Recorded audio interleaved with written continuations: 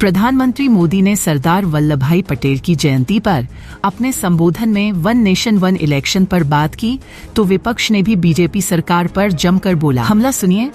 एकता के हमारे इन प्रयासों के तहत ही अब हम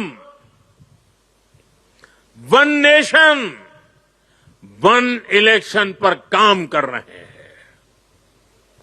जो भारत के लोकतंत्र को मजबूती देगा, जो भारत के संसाधनों का ऑप्टिमम आउटकम देगा और देश विकसित भारत के सपने को पार करने में और नई गति प्राप्त करेगा। भाजपा सहूलियत की राजनीति करती है। प्रधानमंत्री जी ने जब वन नेशन वन इलेक्शन की बात की थी, कुछ समय बाद ही चुनाव की घोषणा हुई थी। 4 राज्यों में चुनाव होने थे, 2 राज्यों में चुनाव की घोषणा की गई थी, 2 राज्यों में नहीं की गई।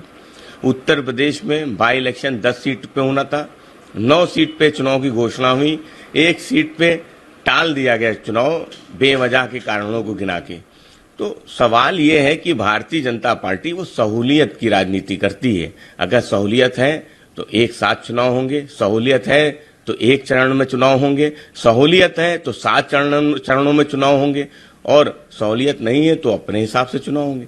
तो भारतीय जनता पार्टी सहूलियत की राजनीति करती है। वन नेशन वन इलेक्शन से भाजपा का कोई लेना देना नहीं। प्रधानमंत्री जी जल्दी लेके आए, लेकिन प्रधानमंत्री जी को थोड़ा इतिहास भी जानना चाहिए ना। इस देश में तो चुनाव होता था, वन नेशन वन इलेक्शन, फिर 60s में क्या बदल गया। अगर वन नेशन वन इलेक्शन का मतलब ये है कि डेमोक्रेसी को एक नए तरीके से रिडिफाइन किया जाए, तो वो उचित नहीं है। 60s के बाद रीजनल पॉलिटिकल फोर्सेस ने कांग्रेस के डोमिनेंस को चैलेंज किया, और प्रधानमंत्री जी के अंदर वो डोमिनेंस वाली प्रवृत्ति है। वन नेशन वन इलेक्शन एक आइडिया के रूप में उसको मैं बहुत डेमोक्रेटिकली जो कहिएगा आइडियल सिचुएशन है, मैं नहीं मानता। लेकिन प्रधानमंत्री जी हैं तो वो एक लकीर पकड़ते हैं। वही हाल है यूनिफॉर्म सिविल कोड को लेकर के उनका। आर्टिकल 44 में जिसमें यूनिफॉर्म सिविल कोड की बात है, जब उसके पीछे आप जाएंगे कॉन्स्टिट्यूएंट असेंबली डिबेट में, तो अलग अलग धारणाओं से लोगों ने अलग अलग दृष्टिकोण से बात रखी थी। विशाल देश है, आदिवासी समुदाय, अलग अलग समुदायों की अलग रवायत है। ये वननेस का ऑब्सेशन ना इस देश की मूल प्रवृत्ति को छेड़छाड़ ना करे। कई मामलों में तो ऑलरेडी यूनिफॉर्मिटी है।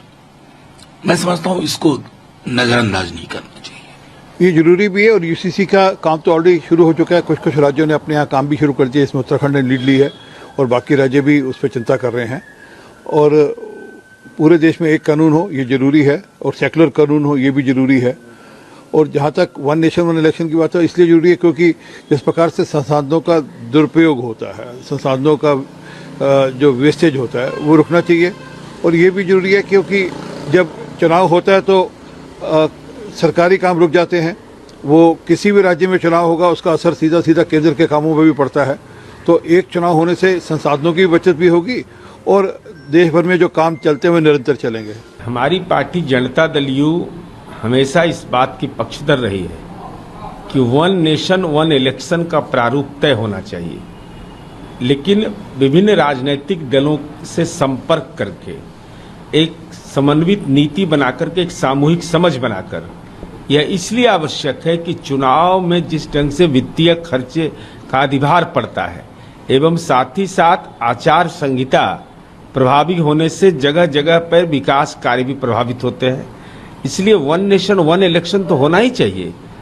यह तो सार्वजनिक जीवन की शुचिता के लिए और खास करके धनबल की जो राजनीति है उस पर नियंत्रण करने में एक महत्वपूर्ण कारक होगा।